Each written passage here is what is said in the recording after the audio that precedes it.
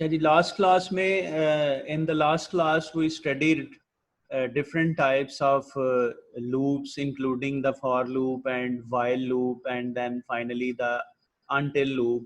Now we are into the study of select statement, and to start this select statement, first we should recall else if, because a select statement is an alternative to the else if someone is well practiced in using the else if statements, he may not be required to use the select, because any task that is performed with the else if is doable with the select statement. So to be perfect in one requires the other that can be ignored by the programmer.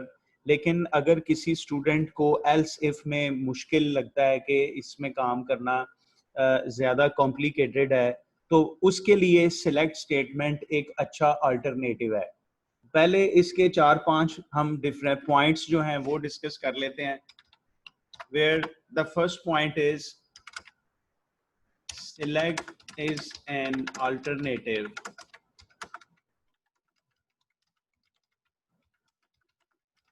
to else if. Any task done in else if is also doable in select. So it is up to the choice of the user or programmer which one he chooses, but we can say the experience of working shows select is easier to handle than else if. When we are working with the select statement, as we will have an example in the in this lecture, we will see that select is more easier to work when we compare it with the else if. And finally, the control of conditions is easy to apply in select than else if.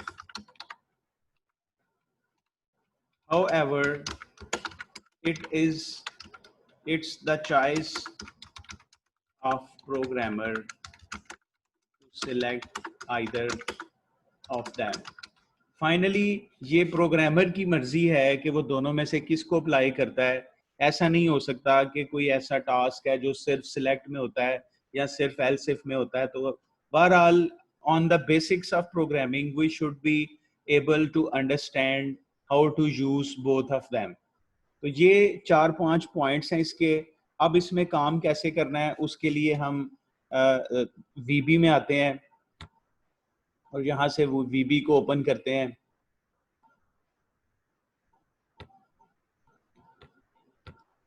So here we are, this is VB.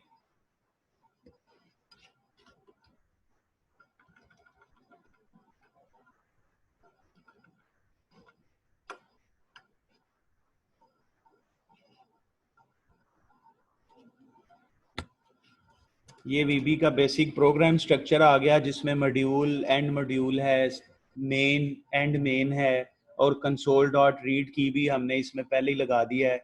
Now we start with an example using the else if, and then we will convert the same example from else if into the select statement. फिर हम दोनों का comparison करेंगे और उस comparison के बाद फिर हम मजीद आगे चलते हैं. तो एक बेसिक एग्जांपल else if की बना लेते हैं. Let's have an variable tim a as integer और a is equal to 3 कर लेते हैं यहाँ पे.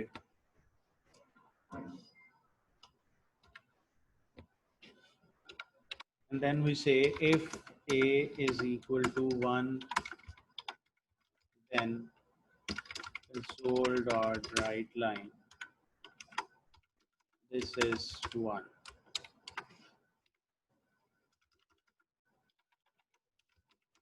Else if a is equal to 2, then console dot write line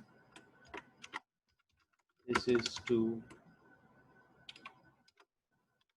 and then we say else console dot write line this is not binary value. ये इसको binary में ले आते हैं और यहाँ पे इसको आप 0 कर लें और इसको आप 1 कर लें। नो दिस इज 0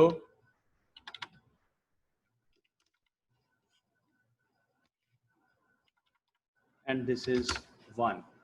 अब ये हमारा एक प्रोग्राम है जिसमें हमने स्टार्ट में एक वेरिएबल डिक्लेयर कर लिया, उसमें एक वैल्यू सेव करा दी और उसके बाद हमने चेक करना है कि क्या ये ए की वैल्यू जो है इज इट बाइनरी और नॉट। तो पहला चेक हमने लगाया है if A is equal to 0 then it will say this is 0 और अदरवाइज अगर इसमें 1 है तो फिर वो लिख देगा 1 है और एल्स में हमेशा द फाइनल ऑप्शन होता है। तो अगर 0 या 1 नहीं होगा तो वो आपको मेंशन कर देगा this is not a binary value. अब यहाँ पे ये स्टार्ट में हमने जो सेव कराया हुआ है ये तो वैल्यू को हमेशा के लिए फिक्स कर देगा। हम यहाँ पे लिखते हैं console dot right line enter value, यहाँ पे वो वैल्यू आ जाएगी और इस 3 की जगह पे आप यहाँ पे इसमें इनपुट करवाएं। ये इधर 3 आ गया, यहाँ पे हम लिख लेंगे कंसोल डॉट रीड लाइन, ये इसमें इनपुट ले लेगा। इधर इन्वर्टेड कॉमा मिस है वो भी लगा दिया, ये ब्लू लाइन भी रिमूव हो जाएगी। No this is a perfect example of else if. यहाँ पे ये प्रोग्राम एक प्रॉपर रिजल्ट देने की शेप में आ चुका है। आप एक वैल्यू इसमें पास करेंगे, वो उस वैल्यू को देखेगा, अगर वो बाइनरी में 0 या 1 है तो वो आपको बता देगा, वरना वो मेंशन कर देगा कि this is not a binary value. इसमें हर इफ को अप्लाई करने के लिए पहले आपने इफ लिखा है, फिर कंडीशन बताई है पूरी, फिर उसके बाद आपने देन लिखा है और फिर उसके बाद आपने इसका ऑप्शन एक्सप्लेन किया है। तो ये स्ट्रक्चर हम बहुत दिनों से इसको बार बार पढ़ रहे हैं, यहाँ पे ये एग्जाम्पल दोबारा कोट करना जरूरी था। अब हम इसको कन्वर्ट करेंगे कि ये एग्जाम्पल अब एक सिलेक्ट में चेंज हो जाए। तो ये पॉइंट्स आपने नोट करने हैं। सबसे पहला पॉइंट ये है कि इस इफ की लाइन को आप खत्म करेंगे और आप यहाँ पे लिखेंगे सिलेक्ट। उसके बाद जहां पे आपका ये एंड इफ खत्म हो रहा है वहां पे अब एंड इफ नहीं होगा, अब वहां पे आ जाएगा एंड सिलेक्ट। अभी आप ये देखो कि ये एंड सिलेक्ट की लाइन में से एरर जो है वो खत्म हो गई है और यहाँ पे अब सिलेक्ट और एंड सिलेक्ट आ गया। ये दरमियान में जो हमने लिखा हुआ है इसको भी अभी चेंज करेंगे। अब सिलेक्ट और एंड सिलेक्ट के बाद आपने इसके आगे लिखना है सिलेक्ट केस और वैल्यू जिस वेरिएबल में से आपने चेक करवानी है इसके आगे उस वेरिएबल का नाम आएगा। अब आप देखो ये सिलेक्ट केस ए में से जो ब्लू एरर की लाइन आ रही थी सिलेक्ट के लास्ट करैक्टर के साथ वो खत्म हो गई। अब इसका मतलब है कि अब ये वाली जो लाइन है इसमें भी एरर कोई नहीं है, ये 2 लाइंस हाईलाइट हो गई हैं, these are without any error. और इसकी ट्रांसलेशन ये है select case A, it means check the value that has been stored in A. तो आपको वो कंडीशन लिखने की जरूरत नहीं पड़ी, जैसे if A is equal to this था, ये उससे थोड़ा आसान हो गया। सिलेक्ट और एंड सिलेक्ट लगाया और जिस वेरिएबल में से वैल्यू चेक करनी है उसको केस के आगे लिख दिया। अब सिलेक्ट केस ए के बाद हम क्या करेंगे, इसके बाद हम लिखेंगे नेक्स्ट लाइन में केस 0। इसका मतलब है कि अगर तो वैल्यू 0 है तो फिर तुमने क्या करना है console dot right line this is 0, ये लाइन यहां पे ही दोबारा यूज हो जाएगी। अब वो इफ खत्म हो गया और इफ को टेक ओवर कर लिया अब केस ने। ये फर्स्ट ऑप्शन हमने यहाँ पे सेट किया है, उसके बाद हम दूसरा ऑप्शन सेट करेंगे। उसके लिए ये इधर से एल्स इफ को फिर से रिमूव कर देंगे और यहाँ पे ये सारा खत्म करें आप और सिर्फ इतना लिखें केस 1। अब इसका मतलब है अगर ए में वैल्यू 1 है और लास्ट में आपने लिखना है केस एल्स। केस एल्स का मतलब होता है कि अगर कोई भी ऑप्शन मैच नहीं करता तो फिर क्या करना है। और वो एल्स इफ के भी लास्ट में एल्स होता है, यहाँ पे भी लास्ट में एल्स है, लेकिन मेरी नज़र में मेरी कोडिंग आसान हो गई है, जबकि रिजल्ट जो है वो एज इट इज जो पहले आ रहा था अब भी 100% वही रिजल्ट मिलेगा। मैं इसको फिर रिपीट करता हूँ एक दफ़ा। सबसे पहले हमने सिलेक्ट और एंड सिलेक्ट लगाना है। अब ये देखें, जैसे ही मैंने सिलेक्ट पे क्लिक किया है उसने उसके मेन पार्ट्स सारे हाईलाइट कर दिए हैं। सिलेक्ट केस ए, इसका मतलब है कि हम ए की वैल्यू को चेक करेंगे। सबसे नीचे एंड सिलेक्ट आ गया और फिर दो ऑप्शंस हैं, case 0 and case 1। Previous example से जब मैच कराऊं तो मेरा टास्क ये था कि अगर ए में 0 है तो ये लिख दे दिस इज 0, अगर ए में 1 है तो ये लिख दे दिस इज 1, और अगर वो वैल्यू 0 और 1 दोनों से मैच नहीं करती तो फिर उस केस में वो यहाँ पे लिखेगा कि this is not a binary value.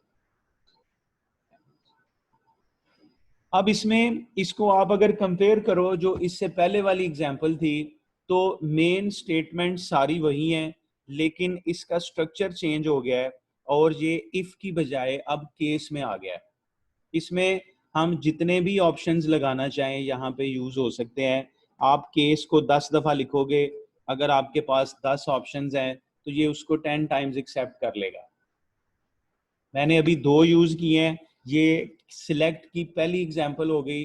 अब इसकी सेकंड एग्जांपल बनाते हैं एक, उसमें थोड़ा सा इसमें वेरिएशन लेके आते हैं और हम अब इसमें डिम ए एज इंटीजर ऐसा ही रखेंगे, console dot right line enter a value ये भी ऐसा ही रखेंगे। उसके बाद हम ए में एक इनपुट लेंगे एज इट इज, और फिर उसके बाद हम यहाँ पे ये लिखेंगे केस 0 to 9। इसका मतलब क्या हो जाएगा, अभी इसका आउटपुट स्टेटमेंट को भी चेंज कराते हैं और हम यहाँ पे लिखते हैं योर वैल्यू इज बिटवीन, या your value is single digit. अब अगर इस आपने 0 से लेके 9 तक 10 वैल्यूज में से कोई भी लिखा है तो ये पहला केस ट्रू हो जाएगा। और अगर इसको इफ में बनाते तो वहां पे एक बहुत लंबी स्टेटमेंट बन जानी थी, if A is equal to 0 और ए इज इक्वल टू 1 और ए इज इक्वल टू 2 और ये और 9 तक चलना था। यहाँ पे हमारा वो टास्क सिर्फ दो करेक्टर्स या दो वैल्यू से ही मीट हो गया है। केस 0 to 9 का मतलब ये है कि अगर ए की वैल्यू 0 से लेकर 9 के दरमियान कोई भी है, the result is your value is single digit. उसके बाद आप यहाँ पे आए और हम यहाँ पे लिखते हैं 10 to 99। अब ये एक दूसरा लंबा ऑप्शन बना दिया और इसमें हम लिखेंगे योर वैल्यू इज 2 डिजिट। तो ये इतनी आसानी से हमने यहाँ पे 90 वैल्यूज के ऊपर ऑप्शन फिक्स कर लिया है। ये सिचुएशन अब अगर इफ में लगाते तो कम से कम आपको वहां पे लिखना पड़ना था if A is greater than और equal to 10 and A is less than और इक्वल टू 99 देन। ये कितने ज्यादा वर्ड्स हैं, मैं इसके सामने जरा सिर्फ एक्सप्लेन करने के लिए लिखता हूं। If A is greater than or equal to 10 and a is less than or equal to 99 then। ये इतना आपको if में लिखना पड़ना था, जो if से लेके then तक अगर आप काउंट करें तो ये 1 2 3 4 5 6 7 वर्ड्स बनते हैं और जहां पे हमने सिर्फ उनको 10 to 99 में ही मैनेज कर लिया है, जो कि उसके कंपैरिजन में बहुत इजी है। तो इसको जरा रीड करें आप, देखें आपको ये समझ में आ रहा है। अगर कोई मुश्किल लगता है तो मुझे अभी क्वेश्चन आंसर में इसको डिस्कस करेंगे, लेकिन ये अभी सेकंड एग्जांपल है, अभी हम इससे और आगे चलेंगे। आप जरा इस एग्जांपल को रीड करें। फॉर 2 मिनट्स और फिर मैं इससे आगे चलूंगा। केस जितने मर्जी लगा लें, अभी 0 to 9 का एक केस लगाया है, फिर एक 10 to 99 का लगाया है, और अभी मैं इसमें एक तीसरा ऑप्शन भी अटैच करता हूं और उसमें देखते हैं कि how to add another case. इस पहले तो ये एडिशनल लाइंस यहां से निकाल देते हैं, ये इफ को खत्म किया और उसके बाद हम यहाँ पे आए, हम यहाँ पे लिखते हैं केस 100 to 999। उसके बाद एक लाइन ये वाली आप यहाँ से कॉपी करें, इसको इधर पेस्ट करवाते हैं और इधर लिख देते हैं 3 डिजिट, और this is not a value between 0 to this. ये अब इसमें 3 ऑप्शंस को फिक्स करवा दिया है और थर्ड केस में हमने 3 डिजिट वैल्यू की सारी रेंज को फिक्स कर दिया।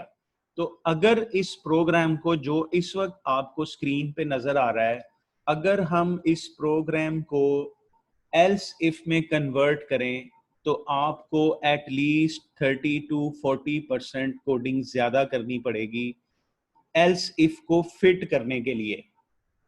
तो ये एग्जाम्पल मुझे बड़े अच्छे तरीके से ये एक्सप्लेन कर रही है कि the select statement is for better than working with the else if, and I should prefer the select statement whenever there is a need of such conditions।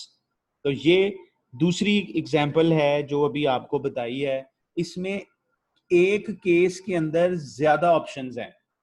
इससे पहले जो एग्जाम्पल अभी आपको बताई है उसमें एक केस के अंदर एक ऑप्शन था। तो इस डिफरेंस को इधर आप जरूर नोट करें। अब इससे अगली एग्जाम्पल में चलते हैं। इस एग्जाम्पल, ये वाली जो 2 एग्जाम्पल्स आपको बताई हैं, इनमें हमने इंटीजर को यूज किया है कंडीशन चेक करने के लिए।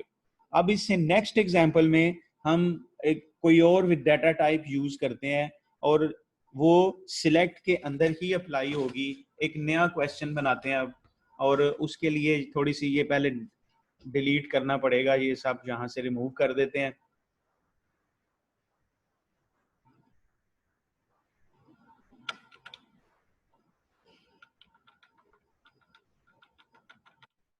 और सबसे पहले हमने यहाँ पे एक इंटीजर बना लिया और इस इंटीजर में हम कहते हैं एंटर योर बेसिक पे। यहाँ हम बेसिक पे का इनपुट ले लेंगे, वो ए में आ गया। और उसके बाद डिम बी एज स्ट्रिंग, और बी में क्या इनपुट कराएंगे हम, console dot right line enter your पे स्केल। आपका स्केल कौन से वाला है, और वो बी में सेव हो जाएगा, कंसोल डॉट रीड लाइन। अब हमने एक एम्प्लॉई के 2 इनपुट ले लिए हैं, और वो 2 इनपुट्स कैसे हैं, हर एम्प्लॉई हमें बताएगा उसकी बेसिक पे कितनी है, और सपोज उसका जो पे स्केल है वो ए, बी या सी है। अब हमने देखना है कि अगर उसका पे स्केल ए है तो हम उसका टैक्स जो है वो 17% कैलकुलेट करेंगे। अगर उसका पे स्केल बी होगा तो फिर हम उसका टैक्स 14% कैलकुलेट करेंगे, और अगर उसका पे स्केल सी है तो उस केस में हम उसका जो टैक्स है वो 10% कैलकुलेट करेंगे। और अगर इनपुट में वो हमें ए, बी और सी के अलावा कोई और स्केल बताता है तो हम मेंशन करेंगे कि आपका ये पे स्केल ठीक नहीं है, आपका जो कैलकुलेशंस नहीं हो सकती। तो अब ये 2 इनपुट ले लिए हैं, हमें एक वेरिएबल की और जरूरत पड़ेगी, उसको सबसे ऊपर डिक्लेयर कर लेते हैं, वो है बेसिक पे ले ली है। उसके बाद हमने टैक्स निकालना है और उसकी पेएबल सैलरी निकालनी है। इन दोनों को हम एज डबल प्रिंट यूज कर लेते हैं। डाटा टाइप्स हमने पहले से पढ़ी हुई हैं, Just to recall, double is a variable that can also store the decimal values. Otherwise it is similar to an integer, but it has a broader range to keep the values.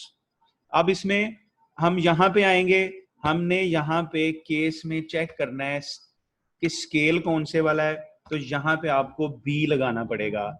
हमने जो select statement बनानी है जिसका start लिया है, इसमें हमने लिखा है सिलेक्ट केस बी. क्यों? कि मेरी जो कैलकुलेशंस हैं वो स्केल के ऊपर डिपेंड करती हैं, और उसका एंड सिलेक्ट भी हो गया. अब सबसे पहले मैं यहाँ पे लिखूंगा केस, और आपको याद होगा जब भी हम स्ट्रिंग यूज करते हैं वो यूज डबल इन्वर्टेड कॉमास. तो केस के साथ आप डबल इन्वर्टेड कॉमा इसलिए लगाना पड़ा है क्योंकि ये बी उस डाटा टाइप को रिप्रेजेंट कर रहा है जो स्ट्रिंग है, और स्ट्रिंग हमेशा इन्वर्टेड कॉमास में होता है. अब केस इन्वर्टेड कॉमास ए का मतलब ये हो गया कि अगर बी के वेरिएबल में आपने ए लिखा है, अगर मुझे ये ए और बी कंफ्यूज भी करता है तो मैं इसको बी कर लेता हूं ताकि ये उस बी के साथ मर्ज ना हो. ये इसकी डेक्लेरेशन में भी चेंज कर दिया, इनपुट में भी चेंज हो गया, और केस में भी चेंज हो गया. अब अगर तो उसका पे स्केल ए है तो हम क्या करेंगे, हम लिखेंगे टेक्स इज इक्वल टू उसकी जो डाटा टाइप जिसमें आपने उसकी पे इनपुट किया वो ए है, तो ए मल्टीप्लाइड बाय 17/100. ये उसकी बेसिक पे का 17% निकाल लेगा.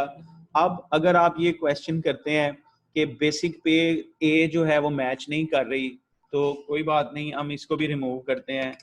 हम यहाँ पे बेसिक लिख देते हैं, इधर भी बेसिक आ जाएगा, और यहाँ पे जो आप कैलकुलेशन कर रहे हैं ये भी बेसिक हो जाएगा. अब ये एक मीनिंगफुल वेरिएबल बन गया, और ये 17% टेक्स्ट उस वक्त निकालेगा अगर उसका पे स्केल ए था. Otherwise case inverted commas B, और अगर उसका पे स्केल जो है वो बी है तो फिर वो क्या करे, हमने जैसे अभी इसको मेंशन किया था, text is equal to basic multiplied by 14/100. तो इस केस में वो टेक्स्ट 14% की कैलकुलेशंस करके सेम वेरिएबल में स्टोर कर लेगा. उसके बाद आपने थर्ड में जाना है, तो case inverted commas and C, और यहाँ पे आप इसमें लिख देंगे text is equal to basic and multiplied with 10/100. ये मेरे तीनों ऑप्शंस यहाँ पे पूरे हो गए.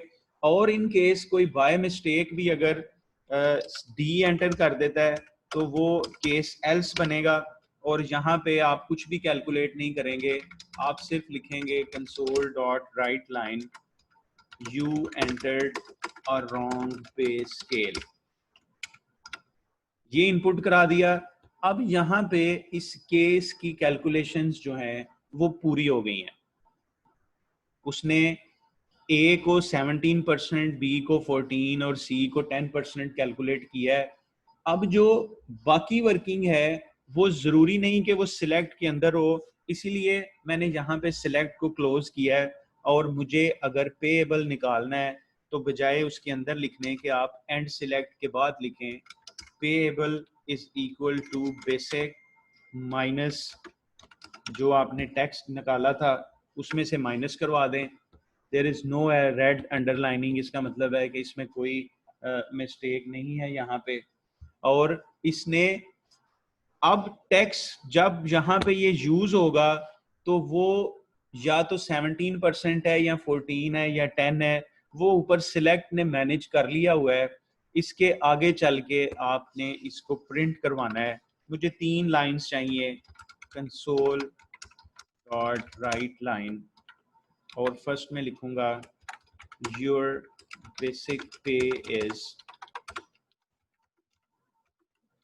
और इसी के साथ आप इधर एंड लगाएं और ये बेसिक वाला वेरिएबल कॉल करें.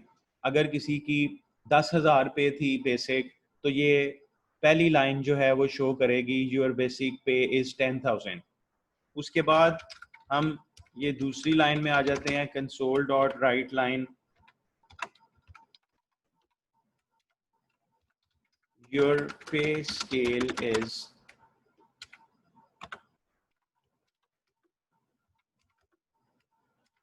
इसको भी एंड लगा लेंगे इधर, और यहाँ पे आप उसका लिख लेंगे BB, क्योंकि उसको BB में सेव कराया हुआ है। उसके बाद उसका टेक्स्ट शो करना है, console dot right line your text amount is, जहाँ पे आप ये लिख दें, तो अगर वो A ग्रेड का है तो 10,000 की बेसिक पे उसका जो टैक्स है वो 1700 बनेगा, और टैक्स कटने के बाद console dot right line your payable salary is, यहाँ पे आप उसकी जो है वो वेरिएबल यूज करें पेएबल, तो ये अब उसको 8300 सैलरी पेएबल बताएगा, क्योंकि उसने उसमें से 1700 टैक्स जो है उसको माइनस कर लिया। तो ये एक एग्जांपल है which is very basic to explain. अच्छा जी, वो रीस्टार्ट हो गया था इसलिए ज़रा वो ब्रेक कर गया है, दोबारा इसमें आता हूँ। ये हमारी कोडिंग है। अच्छा, अब इसमें ये है कि सारी कैलकुलेशंस उसने कर ली हैं। कल की क्लास में हम इसके अंदर वो लूप लगाएंगे ताकि एक बंदे की सैलरी का कैलकुलेशंस करने के बाद ये नए कस्टमर के लिए या नए एम्प्लॉय के लिए हमें वाइल लूप से दोबारा पूछे, वो इसमें फिक्स करेंगे। और फिर उसके बाद हम इसमें ये भी ऑप्शन लगाएंगे कि इसमें टेक्स्ट जो है वो प्लस होके एक वेरिएबल में स्टोर होता रहे, हमें पता चलता रहे कि हमारा टेक्स्ट जो है कितना अभी तक हमने गेन कर लिया है। 10 एम्प्लॉइज की सैलरी देने के बाद हमारे पास टेक्स्ट कितना इकट्ठा। ठीक है जी, ये हमारा आज का लेसन है, इसको आप अभी अंडरस्टैंड करें। अभी ये डिस्कनेक्ट करते हैं, दोबारा क्वेश्चन आंसर में आते हैं और फिर वहाँ पे देखते हैं कि आपके क्या क्वेश्चंस हैं। तो 5 मिनट वेट करें, इतनी देर में मैं दोबारा आता हूँ ऑनलाइन।